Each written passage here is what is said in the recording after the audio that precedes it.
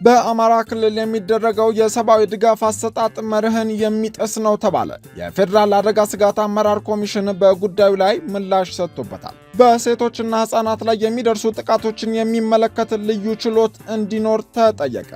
የአሜሪካ መንግስት ለተቸገሩ ዜጎችና ነዋሪዎች የሚሰጠውን ማህበራዊ ድጋፍና የታክስ ኢንሴንቲቭ ሳይጠቀሙ ወደ ውጭ በተለይም ወደ ሶማሊያና ወደ ሌሎች የምስራቅ አፍሪካ ሀገራት ልከዋል ወይም አዘዋውረዋል ባላቸው ግለሰቦችና ተቋማት ላይ ሰፊ ምርመራ መጀመሩን አስታወቀ። ሰላም ጤና ይስጥልን። የተወደዳችሁ የኢትዮጵያ ሪፖርተር ዩቲዩብ ቻናል ተከታታዮች ወቅታዊና ትኩስ መረጃዎች በኢትዮጵያ ሪፖርተር ዩቲዩብ ቻናል እንዲደርሷችሁ የዩቲዩብ ቻናላችንን ላይክ፣ ሰብስክራይብ እና ሼር በማድረግ ቤተሰብ እንድትሆኑ እያስታወስን የሰዓቱን አበይት ጉዳዮች ኢሊያስ ክፍሌ ይዤላችሁ ቀርብ ያለው አብራችሁን ቆዩ።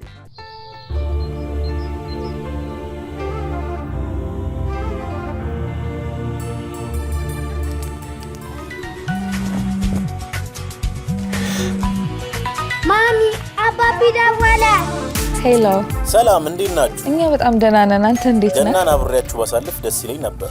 ለማንኛውም በኢትዮጵያ ንግድ ባንክ ለበግ የሚሆን ገንዘብ ልኬላችኋል። ይሄን ደግሞ ከኢትዮጵያ ንግድ ባንክ። ከውጭ ሀገራት በገንዘብ ማስተላለፊያ መተግበሪያዎች በቀጥታ ወደ ባንክ ሂሳቡ እንዲሁም ከባንካችን ጋር በሚሰሩ ዓለም አቀፍ የሐዋላ ድርጅቶች በኩል ከወዳጅ ዘመድ ገንዘብ ሲላክል በእያንዳንዱ ዶላር ተጨማሪ የ10 ብር ጉርሻ ይበረከትልዎታል። ቤቢዬ ለእናንተም ልብስ መግዣ ልኬላችኋል። እሺ ለእናንተስ የኢትዮጵያ ንግድ ባንክ ለገና ምን ሰጣችሁ? ጫማ።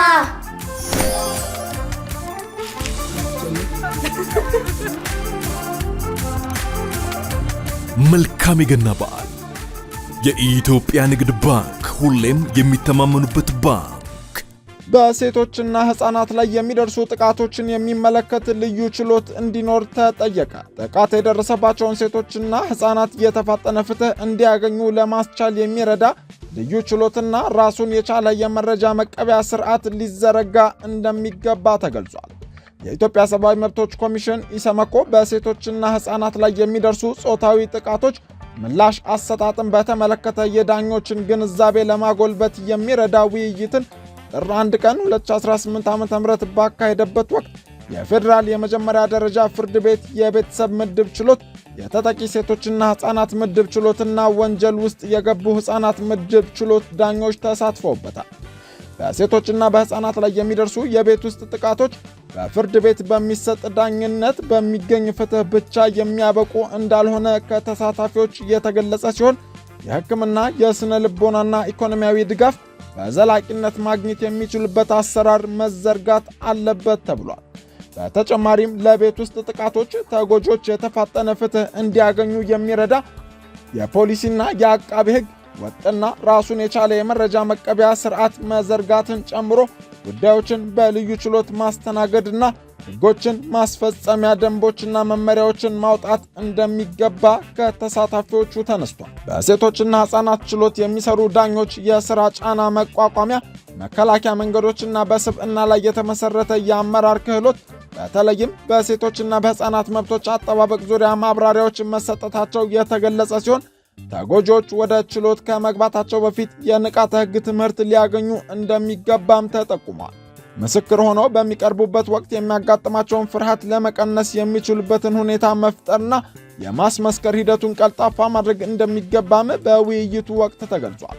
በሴቶችና በሕፃናት ላይ የሚደርሱ የቤት ውስጥ ጥቃቶች ተጎጆች የተቀላጠፈና ፈጣን ፍትህ እንዲያገኙ በፍርድ ቤት አስተዳደር በሕግ ማሻሻያና ከዳኞች አንጻር ያሉ አሰራሮችን በመፈተሽ ክፍተቶችን በመለየት የማስተካከያ እርምጃ ሊወሰድ እንደሚገባ የፌዴራል የመጀመሪያ ደረጃ ፍርድ ቤት ምክትል ፕሬዝዳንት ወይዘሮ አሸነፈች አበባ አሳስበዋል። የተቀናጀ የመረጃ ማዕከል ማደራጀትና ጉዳዮቹ በልዩ ችሎት ሊታዩ ይገባል በሚል ለውይይት የተነሱ ነጥቦችም በቀጣይነት እንደሚሰሩባቸው አስታውቀዋል። የኢሰመኮ የሴቶችና የሕፃናት መብቶች ሥራ ክፍል ዳይሬክተር ወይዘሮ ሰላማዊት ግርማይ በበኩላቸው ስምምነት የተደረሰባቸውን ጉዳዮች መሰረት በማድረግ በቀጣይ ስራዎችን ለማሳካት ሁሉም የፍትህ አካላት የበኩላቸውን ኃላፊነት እንዲወጡና በቅንጅት እንዲሰሩ ጥሪ አቅርበዋል። ኮሚሽኑ የሴቶችና የሕፃናት መብቶች አያያዝ ሁኔታን በመከታተልና በመመርመር በግኝቶች ላይ የተመሰረቱ ምክረ ሐሳቦችን ለባለድርሻ አካላት ማቅረብና ተፈጻሚ እንዲሆኑ የበኩሉን ድርሻ መወጣቱን እንደሚቀጥልም ገልጿል። በአማራ ክልል የሚደረገው የሰብአዊ ድጋፍ አሰጣጥ መርህን የሚጥስ ነው ተባለ። ዓለም አቀፍ ስምምነቶችንና ሕግጋቶችን በሚጥስ መልኩ ስለመከናወኑ መረጃ የለም ሲል የፌዴራል የአደጋ ስጋት አመራር ኮሚሽን የበኩሉን ምላሽ ሰጥቷል። የአማራ መልሶ መቋቋምና ልማት ድርጅት አመልድ ኢትዮጵያ በአማራ ክልል አንዳንድ አካባቢዎች የሚደረገው የሰብአዊ ድጋፍ አሰጣጥ መርህን የሚጥስና የዜጎችን ሰብአዊ ክብር የሚያሳጡ ተግባራት እየታዩበት ነው ሲል ገለጸ። የአማራ መልሶ መቋቋምና ልማት ድርጅት የሰብአዊ ድጋፍ አሰጣጥ መርሆችን ስለማክበር የቀረበ ጥሪ በሚል ታኅሳስ 30 ቀን 2018 ዓ.ም ባስተላለፈው ጥሪ በአማራ ክልል ያለው የሰብአዊ ድጋፍ አሰጣጥ ሂደት የሰብአዊ ድጋፍ መርህን ያልተከተለና የሰዎችን ሰብአዊ ክብር እምነትና ሞራል ባልጠበቀ መልኩ እንደሚከናወን ማስተዋሉን ገልጿል።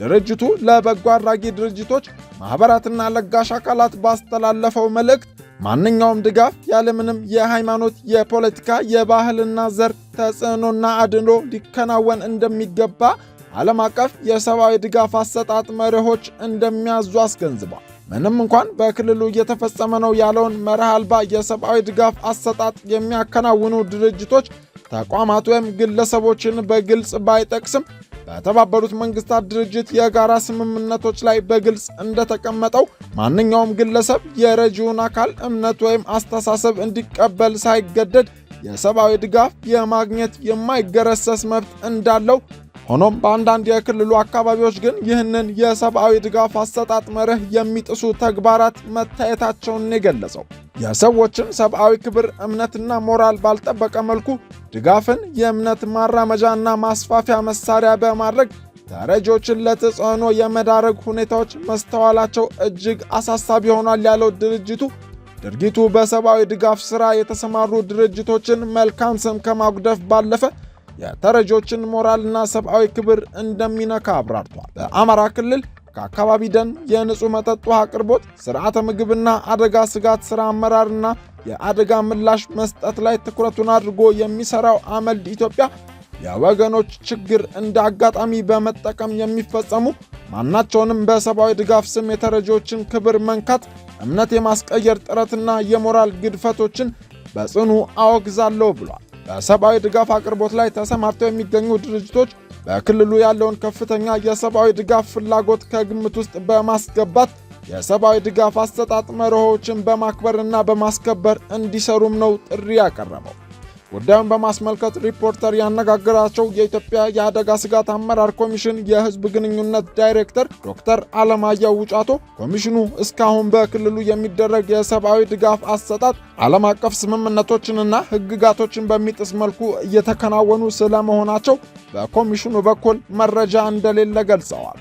ሆኖም ኮሚሽኑ ይህን መረጃ በመውሰድ በቀጣይ ክትትል እንደሚያደርግና በክትትሉ ሕግን መሰረት ያላደረጉ አሰራሮች መኖራቸው ከተረጋገጠ እርምጃ እንደሚወሰድ ተናግረዋል። የሰብአዊ ድጋፍ ለሚያስፈልጋቸው ዜጎች የሚቀርበውን የሰብአዊ እርዳታ ግብረሰናይ ድርጅቶች በራሳቸው ገብተው የሚያቀርቡበትና የአደጋ ስጋት አመራር ኮሚሽንም በራሱ የሚያደርገው ድጋፍ መኖሩን፣ ሆኖም ኮሚሽኑ የመንግስት ተቋም እንደመሆኑና ለዜጎች እኩል አገልግሎት መስጠት ቀዳሚ ኃላፊነቱ በመሆኑ ከሃይማኖት ጋር በተያያዘ የሚነሱ ቅሬታዎችን የሚያስነሱ ተግባራትን እንደማያደርግ ተናግረዋል። የኢትዮጵያ አደጋ ስጋት አመራር ኮሚሽን የሚያቀርበውን ድጋፍ ለክልል አደጋ ስጋት አመራር ኮሚሽን እንደሚያቀርብና ክልሎች ድጋፍ ለሚፈልጉ ዜጎች እንደሚያቀርቡ በመግለጽም ችግሮች ሲፈጠሩ በክልሎች በሚቀርብ ጥያቄ መሰረት መፍትሄ እንደሚሰጥ አስታውቀዋል።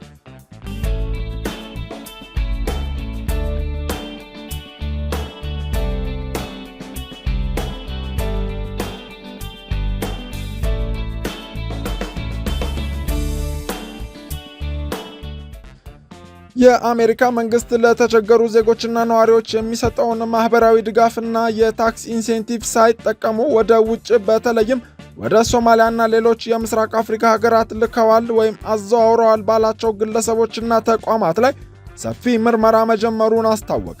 የአሜሪካ ትሬጀሪ ዲፓርትመንት ሴክሬታሪ አርብ ጥር 1 ቀን 2018 ዓ.ም በሰጠው መግለጫ እንዳስታወቀው እስካሁን በሚኒሶታ ግዛት ላይ በተደረገው ምርመራ ብቻ በዓመት እስከ $600 ቢሊዮን የሚገመት የአሜሪካ መንግስት ከሀገሪቱ ግብር ከፋዮች ሰብስቦ ለማህበራዊ ድጋፍ እንዲውል ያደረገው ገንዘብ ባልተገባ መንገድ ወደ ሶማሊያና ሌሎች የምስራቅ አፍሪካ ሀገራት እንዲሸሽ ተደርጓል ብለዋል። የአሜሪካ መንግስት የሚሰጠው እርዳታ ተጠቃሚ የሆነ ሰው የሚያገኘውን የድጋፍ ገንዘብ ከሀገር ውስጥ ማውጣት አይችልም ያሉት የአሜሪካ ትሬዠሪ ዲፓርትመንት ሴክሬታሪ ይህንን ማድረግ ማለት የአሜሪካ መንግስትን ማህበራዊ ድጋፍና ለጋስነት መበዝበዝ ነው ብለዋል።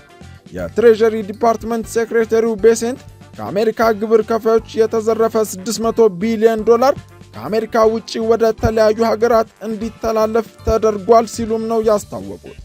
በሚኒሶታ ግዛት ብቻ የተራቡ ሕፃናትን ለመመገብ፣ አካል ጉዳተኛ አረጋውያንን ለማኖርና ለተቸገሩ ሕፃናት አገልግሎት ለመስጠት የተፈቀደ ማህበራዊ ድጋፍ ላይ የሚፈጸመው ማጭበርበር ከቁጥጥር ውጪ ሆኗል።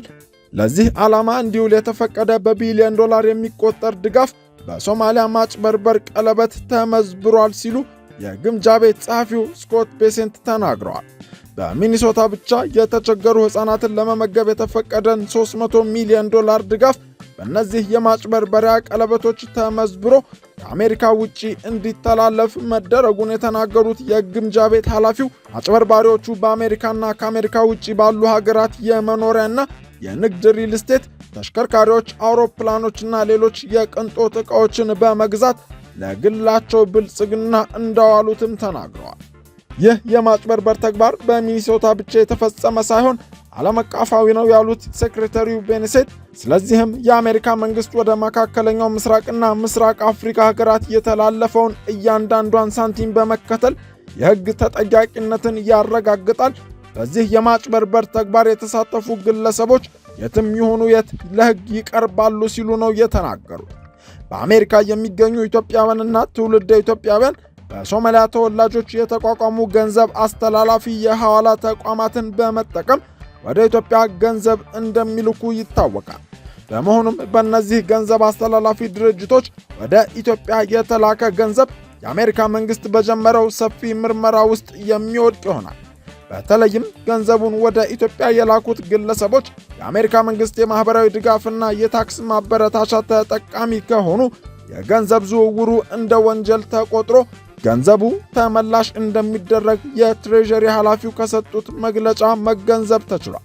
ከሰሞኑ የኢትዮጵያ ብሔራዊ ባንክ ሕገወጥ ያላቸውን ከአሜሪካ ወደ ኢትዮጵያ ገንዘብ የሚያስተላልፉ የሐዋላ ተቋማትን ይፋ ማድረጉ የሚታወስ ሲሆን አሜሪካ በእነዚህ ገንዘብ አስተላላፊ የሐዋላ ተቋማት ላይ እርምጃ መውሰድ መጀመሯ ለኢትዮጵያ የውጭ ምንዛሪ ገበያ መረጋጋት አስተዋጽኦ እንደሚኖረውና ለኢትዮጵያ ብሔራዊ ባንክም እንደ መልካም ዜና የሚታይ ሆኗል። የተወደዳችሁ የኢትዮጵያ ሪፖርተር ዩቲዩብ ቻናል ተከታታዮች የሰዓቱ አበይት ዜናዎቻችን ያደመጣችኋቸውን ይመስላሉ።